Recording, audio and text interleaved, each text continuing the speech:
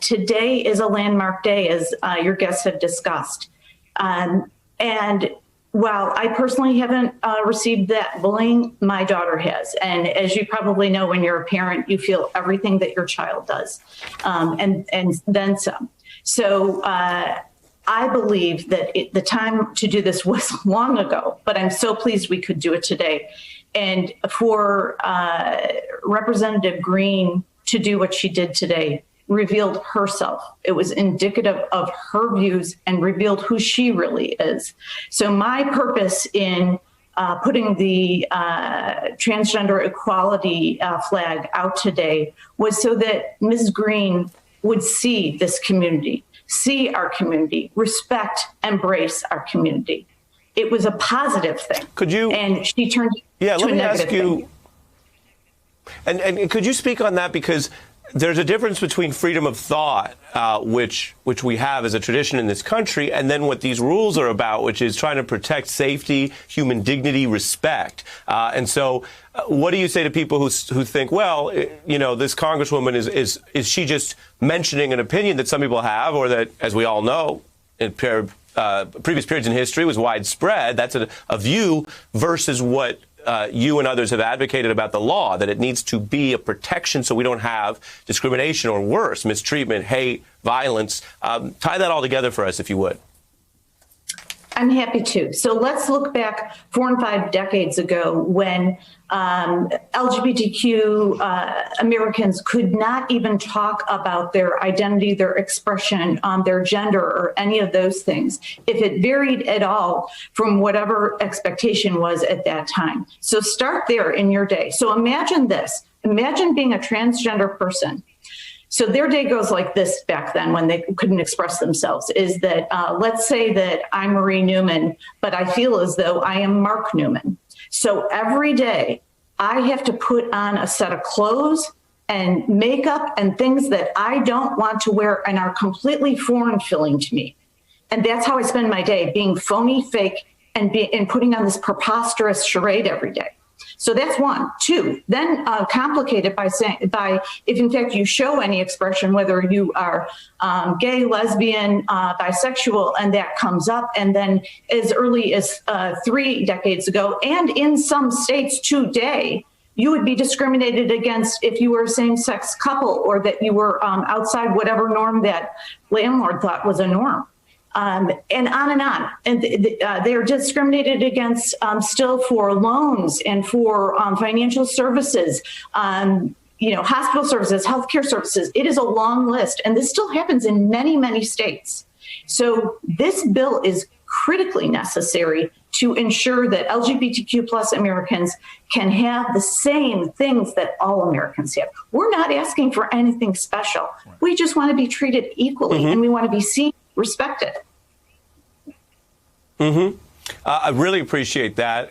Some things are getting better. It's a big deal and top news story in the country that this passed today. And unlike last year, last Congress, this can actually become law. We have reason to believe the president will sign it. So big deal.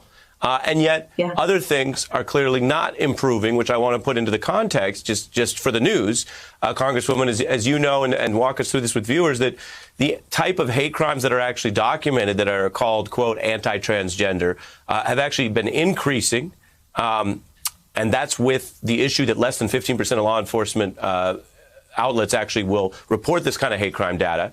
2020 was, according to one count here, the deadliest on record with the way this has been counted. 37 transgender or gender nonconforming people killed violently, I'm reading here, more than any other year since HRC at least was tracking this data in 2013. Your view about where that fits in, something that some people in communities are aware of and others may be less aware of?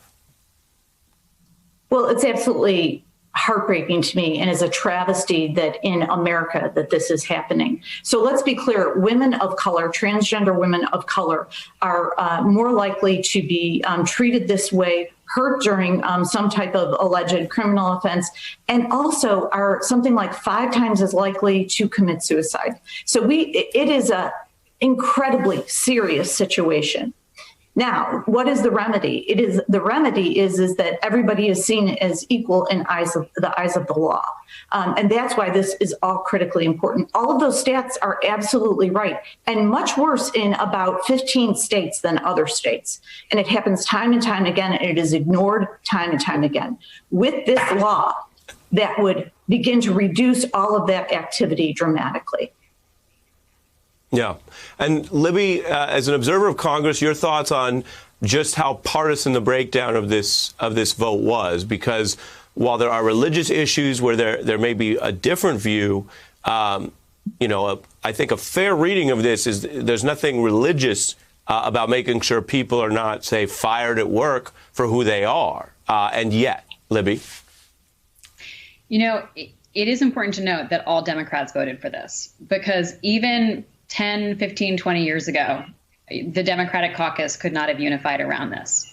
So that in itself is a change over time. There were those 3 Republicans, and I'd love to hear from the Congresswoman about Republicans who maybe are reaching out to her or talking to her, especially in light of what Congresswoman Green did. I'm hearing that among some moderate Republicans, they're just not, there's disgust and frustration at, a fight like that rather than focusing on January 6th, Capitol attacks, COVID, other things that the country has to deal with right now. Well, we're running a little over, but Congresswoman, you get the last word in this segment.